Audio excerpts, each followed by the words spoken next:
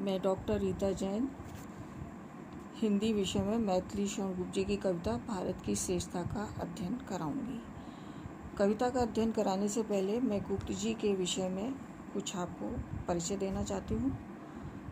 गुप्त जी राष्ट्रकवि के पद पर आसीन थे और उन्हें महात्मा गांधी ने राष्ट्रकवि का उपाधि दी थी।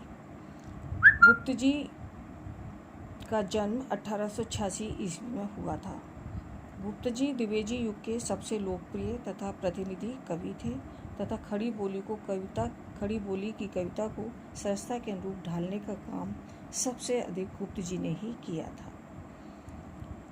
गुप्त जी के काव्य में भारतीय संस्कृति की प्राचीनता के प्रति पूज्य भाव है तो नए परिवर्तन के प्रति तीव्र उत्साह है। उनके काव्य में द्विवेदी युगीन आदर्शवादी नैतिकता, पवित्रता, पौराणिक आख्यानों की तर्कसंगत व्याख्या तथा समसामयिक राष्ट्रीय हलचलों की छाया के साथ छायावादी युग की प्रवृत्तियों का प्रभाव भी दृष्टिगत होता है।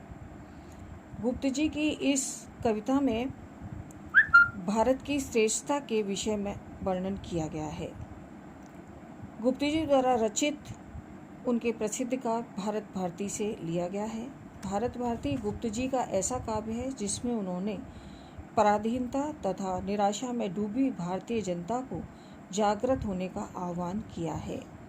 वे पहले भारतवासियों को उनके अतीत की गौरव गाथाएं बताकर उनके आत्मसम्मान को जगाते हैं। उसके बाद भारत की वर्तमान दयनीय दशा का वर्णन करते हैं और अंत में भारतवासियों के समक्ष भविष्य की चुनौतियों को रखते हैं। इस प्रकार गुप्त जी की भारत भारती भारतीय राष्ट्रीयता के उद्घोष का गौरव ग्रंथ है। कविता की दृष्टि से यह कोई उच्च कोटि की कृति नहीं है, तथापि राष्ट्रीय भावनाओं से ओतप्रोत होने के कारण भारत भारती का हिंदी साहित्य में ऐतिहासिक महत्व है। राष्ट्रीय आंदोलन के दौरान इस रचना को बहुत लोकप्रियता प्राप्त हुई थी। प्रस्तुत अंश में गुप्त जी ने भारत के गौरव में अतीत का चित्रण किया है। प्राकृतिक वैभव से संपन्न भारत भूमि ऋषियों की भूमि रही है। इस भूमि पर अनेक वीर, दानी, मुनि तथा चिंतक पैदा हुए हैं जिन्होंने विश्व भर में अपने ज्ञान का आलोक फैलाया है। पुण्य भूमि भारतवर्ष में कभी ज्ञान और सद्गुणों की नदियाँ बहती थीं तथा यहाँ के निवासी किसी तरह के दुराचरण में विश्वास नहीं करते थे। वे न दूसरों की संपत्ति छीनते थे न दूसरों पर अत्याचार करते थे। कवि ने इस अंश में कहा है, इस भूमि पर गौतम और वशिष्ठ जैसे ज्ञानवान, मनु और याज्ञवल्क्य जैसे आचार संहिता के निर्माता, वाल्मीकि एवं वेदव्यास जैसे कवि, पुरु और भरत जैसे लोकनायक, हरिश्चंद्र जैसे सत्याग्रही, शिवी जैसे दानी, भरत जैसे भाई, प्रहलाद और ध्रुव जैसे बच्चे, भीष्म जैसे धड़पतिक और शिव जैसे कृपालु हुए हैं। इस प्रकार भारतवर्ष सद्गुणों का भंडार रहा है जिनके उदाहरण प्रस्तुत काव्यांश में दिए गए हैं। अब हम अपनी कविता की शुरुआत करते हैं। भारत की श्रेष्ठता। भूलोक का गौरव, प्रकृति का पुण्य लीला स्थल कहाँ, फैला मनोहर गिर हिमालय और गंगा जल जहाँ। संपूर्ण देशों से अधिक किस देश का उत्कर्ष है, उसका की जो ऋषि भूमि है वह कौन भारतवर्ष है। इस पद्यांश के कठिन शब्दों का अर्थ निम्नलिखित है। भूलोक अर्थात पृथ्वीलोक, गिरि अर्थात पर्वत, उत्कर्ष अर्थात उत्थान। अब हम इन पंक्तियों की सरल व्याख्या के द्वारा मैं आपको समझाने की कोशिश करती हूँ। मैथिली शरण गुप्त जी ने अपनी इन पंक्तियों में भारतवासियों की हीनता को दूर करने के लिए अपनी ही मातृभूमि की महानता से उन्हें गर्वोन्नत किया है। वे प्रश्नोत्तर शैली में काव्य रचना करते हैं और प्रश्न पूछते हैं कि ऐसा कौन सा देश है जो इस संपूर्ण पृथ्वीलोक में गौरवपूर्ण स्थान रखता है, उच्च स्थान रखता है और जहाँ प्रकृति निरंतर विविध प्रकार की लीलाएं करती रहती है, अर्थात जहाँ का प्राकृतिक वैभव वैविध्यपूर्ण है।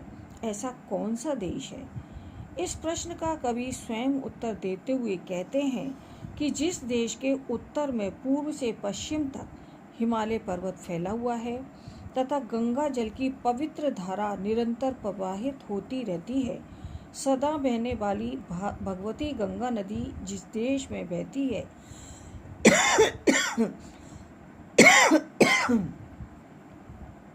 वही भारत देश भूलोक का गौरव और प्रकृति की क्रीड़ा भूमि है। फिर कवि दूसरा प्रश्न करता है कि संसार के सब देशों में ऐसा कौन सा देश है जो सदा अपने उत्कर्ष पर रहा है। कवि स्वयं उत्तर देता है कि जो देश ऋषियों की तपोभूमि रहा है वह भारतवर्ष नाम का देश ही संसार में सबसे अधिक उन्नत और उत्कृष्ट देश है। गुप्त जी अपनी इन पंक्तियों में देश के प्रति अभिमान और भक्ति भाव को जगाते हैं। नेक्स्ट पंक्तियां हैं, हाँ वृद्ध भारतवर्ष ही संसार का सिरमौर है, ऐसा पुरातन देश कोई विश्व में क्या और है। भगवान की भवभूतियों का यह प्रथम भंडार है, विधि किया नरसृष्टि का पहले यही विस्तार है। इन पंक्तियों के कठिन शब्द इस प्रकार हैं, सिरमौर अर्थात सिर का मुकुट, पुरातन अर्थात प्राचीन, भवभूतियों अर्थात संसार का वैभव। इन पंक्तियों की अब व्याख्या मैं इस प्रकार कर रही हूँ कि गुप्त जी भारत की प्राचीनता और महानता का उल्लेख करते हुए कहते हैं कि भारत का सबसे प्राचीन देश है, इसे वयोवृद्ध देश होने का गौरव प्राप्त है। संसार में इतना प्राचीन संस्कृति वाला कोई देश नहीं है, इसलिए इसे वृद्ध भारतवर्ष कहा गया है। वृद्ध भारतवर्ष ही संसार का मुकुट है। संसार में इतना प्राचीन देश क्या और भी कोई है? उत्तर है यही संसार का सबसे प्राचीन देश है। यह देश ऐसा है जब भगवान ने इसे सांसारिक वैभव से संपन्न किया है। इस भूमि पर विधाता ने सर्वप्रथम मानव की सृष्टि की रचना और विस्तार किया है। सबसे पहले मानव का जन्म भारत में ही हुआ है, जैसा कि हमारे इतिहास से विदित होता है। पुराणों से सिद्ध है कि भारतवर्ष के ब्रह्मवर्त प्रदेश में ही ब्रह्मा जी ने सृष्टि रचना का आरंभ किया था। इंजील और कुरान से भी आदम और हवा का अदन की वाटिका से निकलकर भारतवर्ष में आना प्रकट है। सर वाल्टर रेले ने अपने जगत के इतिहास में लिखा है कि जल प्रलय के अनंतर भारतवर्ष में ही वृक्ष लता आदि की उत्पत्ति और मनुष्यों की बस्ती हुई है, इसलिए भारतवर्ष को प्राचीन और वृद्ध भारतवर्ष कहा है। नेक्स्ट पंक्तियां हैं, यह पुण्य भूमि प्रसिद्ध है, इसके निवासी आर्य हैं, विद्या कला कौशल सबके जो प्रथम आचार्य हैं। संतान उनकी आज यद्यपि हम अधोगति में पड़े, पर चिन्ह उनकी उच्चता के आज भी कुछ हैं खड़े। इसके कठिन शब्द हैं, पुण्य भूमि अर्थात पवित्र भूमि, आचार्य अर्थात गुरु, अधोगति अर्थात पतन। इन पंक्तियों की व्याख्या इस प्रकार है कि कवि कहते हैं कि भारत भूमि अत्यंत पवित्र है और यहाँ के निवासी आर्य यानी श्रेष्ठ हैं। ये आर्य गुण संसार में सभी विद्याओं कलाओं कौशल आदि के प्रथम गुरु हैं। उन्होंने ही विद्याएं और कलाएं कौशल संसार के अन्य लोगों को सिखाई हैं। हम उन्हीं आर्यों की संतानें हैं जो आज पतन के गर्त में पड़े हुए हैं, किंतु हमारे पूर्वज आर्य बहुत ही महान थे। इस बात के चिन्ह आज भी यहाँ विद्यमान है। कवि ने भारतीयों के आर्य होने पर गर्व किया है। यह कृति उस समय लिखी गई थी जब 1912 ईस्वी में यह ब्रिटिश शासन स्थापित था, इसलिए भारत की श्रेष्ठता नामक कविता को उस समय भारतवासियों के हृदय में देशभक्ति राष्ट्रभक्ति की भावना को जगाने के लिए ही गुप्त जी ने इस कृति की रचना की थी। धन्यवाद।